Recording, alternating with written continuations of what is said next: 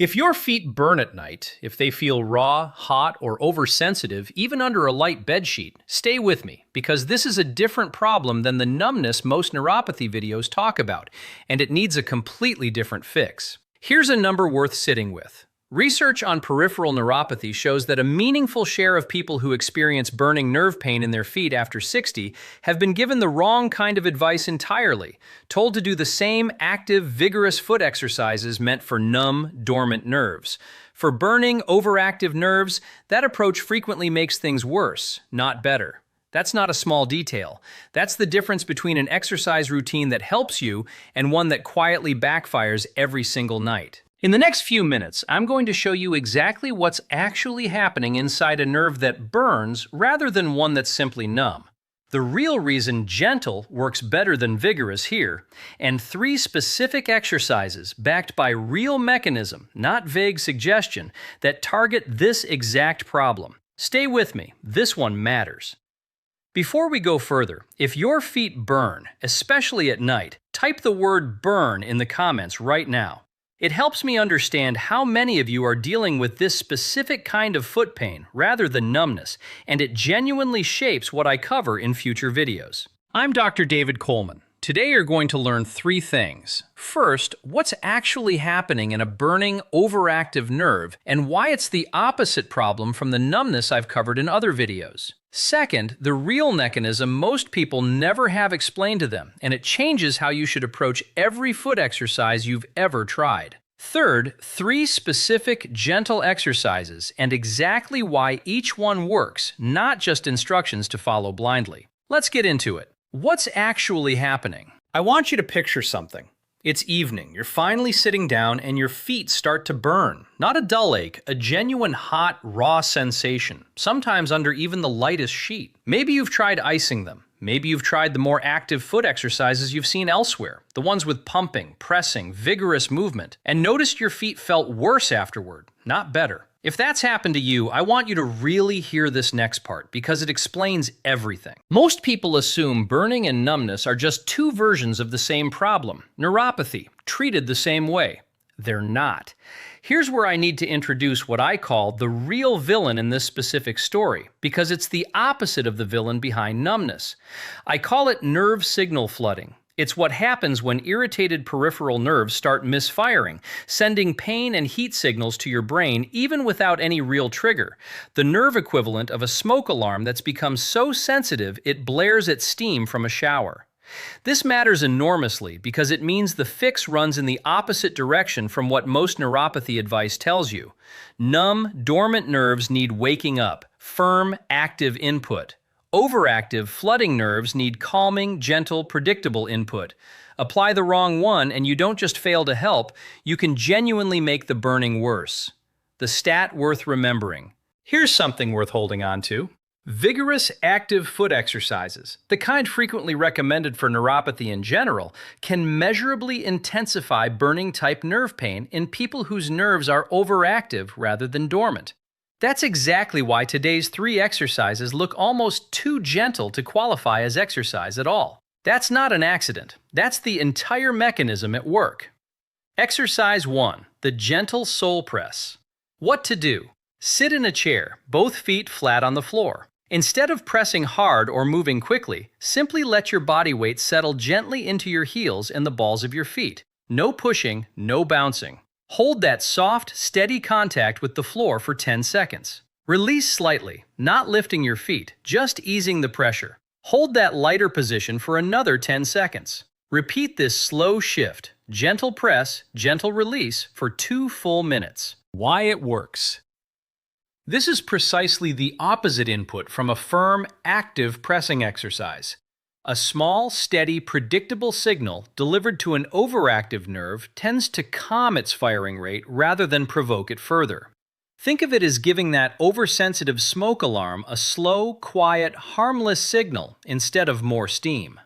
Research on nerve desensitization consistently points toward gentle, repetitive, low-intensity input as the more effective approach for irritated, overactive nerve fibers specifically, as opposed to the firmer stimulation that helps genuinely dormant nerve tissue. What this means for you. This isn't a warm-up before something more intense. For burning feet specifically, this gentle press may be doing more of the actual work than any harder exercise would. Do this nightly and pay attention to whether your feet feel calmer afterward rather than more irritated. That response is the signal you're using the right approach for your specific nerves. Why gentle isn't a lesser version. I want to pause here because this is the part almost nobody explains, and it's the single most important idea in this entire video. Vigorous exercise for neuropathy generally gets recommended because it helps circulation and wakes up nerve tissue that's gone quiet from lack of stimulation. That's genuinely true for numbness.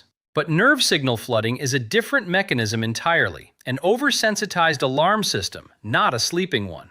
Feeding a flooding nerve more vigorous input is like turning up the volume on an alarm that's already too loud. The fix isn't more signal, it's a calmer, smaller one, repeated consistently. So what does this mean for you? If your feet burn rather than feel numb, gentle isn't the beginner version of the routine. It's the correct routine, full stop. Exercise 2. The cool contrast toe soak. What to do? Fill a shallow basin with room temperature water, not cold, not warm, simply neutral. Place both feet in for 2 minutes, sitting quietly, no movement needed yet. Then gently move your toes, slow spreads and gentle curls for 1 minute while your feet remain in the water. Remove your feet and pat them dry gently, no rubbing. Why it works. Nerve fibers responsible for temperature sensation and pain signaling overlap closely, which is part of why extreme heat or cold can genuinely intensify burning sensations in already irritated nerve tissue, even when a hot soak or an ice pack feels temporarily soothing in the moment. A neutral temperature soak avoids triggering that overlap entirely, while still delivering gentle, calming sensory input to feet that have often become oversensitive to nearly everything: socks, bed sheets, even light touch. What this means for you. If you've been reaching for ice or a hot soak for relief, this explains why that relief tends to fade quickly, sometimes rebounding worse. A neutral soak, done consistently, particularly in the hour before bed when burning often intensifies, gives your nerves a predictable, non-threatening signal instead of another spike to react to. A quick reminder. We're 2 exercises in, and I promised you 3. The third is the one that tends to make the biggest difference over a few weeks of consistent practice, because it's the only one of the 3 that directly involves gentle movement of the ankle joint itself. Stay with me. Exercise 3. The slow ankle sway. What to do? Sit with your feet flat, then lift your heels only slightly, an inch or so, keeping your toes on the floor throughout. Gently sway your ankles side to side. A small, slow rocking motion, staying well within a comfortable range, never forcing the movement further than it wants to go. Continue this slow sway for 2 full minutes, breathing normally throughout. Why it works. Unlike vigorous ankle circles or shin taps, which are appropriate for dormant, numb nerve tissue, this smaller, slower range of motion provides gentle joint and soft tissue movement without the intensity that tends to provoke a burning flare. It's mobilizing the ankle just enough to maintain flexibility and circulation, without crossing the threshold that triggers nerve signal flooding. What this means for you. If at any point your burning sensation increases rather than easing during this movement, that's a genuine signal to stop for the day and return to it later with an even smaller range of motion. That's not failure. That's your nervous system telling you exactly where its current threshold sits. And respecting that threshold is what makes this approach work over time, where forcing through it would not. It's worth repeating because it's the whole point of this video. Vigorous exercise can measurably worsen burning-type nerve pain in overactive nerves, while gentle, low-intensity, consistent input tends to calm it. Every exercise you've just seen is built entirely around that one principle. Putting it all together. Here's the full sequence for one session, roughly 8 to 10 minutes total. The gentle sole press first, 2 minutes. The cool contrast toe soak next, roughly 3 minutes including drying time. The slow ankle sway to finish, 2 minutes. Do this once daily, ideally in the evening, since burning symptoms for many people intensify at night specifically.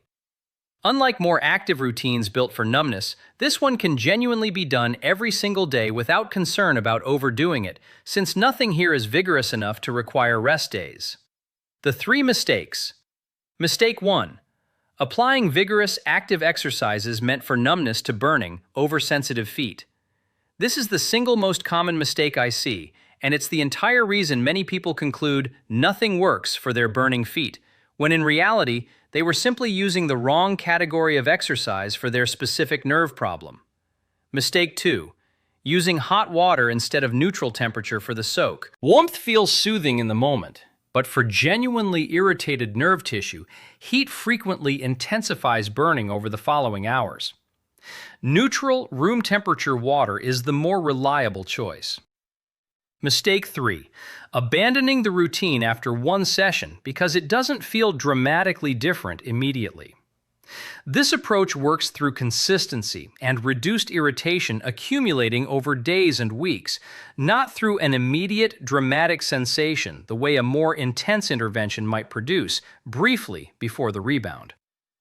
Safety note. If your burning is severe, sudden in onset, or accompanied by significant swelling, discoloration, or an open wound, please see your doctor rather than starting with home exercises.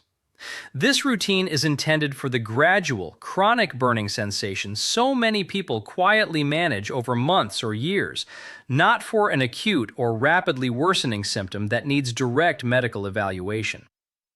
A 4-week expectation. I want to be honest with you about timeline, the same way I would with any patient. This isn't a 2-day fix.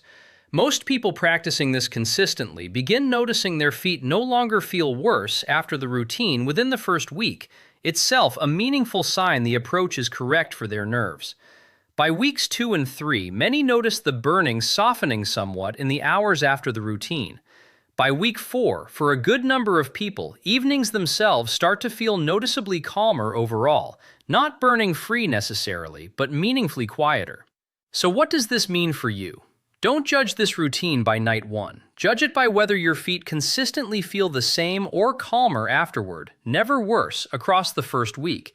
That pattern is what tells you you're on the right track. Here's what I want you to take from today. If your feet burn rather than feel numb, gentle isn't a lesser approach, it's the mechanism correct one. Nerve signal flooding responds to calm, consistent, low-intensity input, not more vigorous stimulation, no matter how well-intentioned that vigorous exercise might be. If this kind of honest, mechanism-first explanation is useful to you, subscribe. I put out a new video every week. No fluff, no vague suggestions, just the actual reasons behind what I'm asking you to do. Next week, I'm covering the real reason your grip strength predicts how long you'll live, and a simple test you can do at home in under a minute. If today made sense to you, that one is going to land even harder. If your feet burn at night, type "burn" in the comments below and tell me which of these 3 exercises felt most different for you specifically. I read every one, and it genuinely shapes what I cover next. Start with the gentle sole press tonight, before bed. That's exactly where this approach begins. I'll see you next week.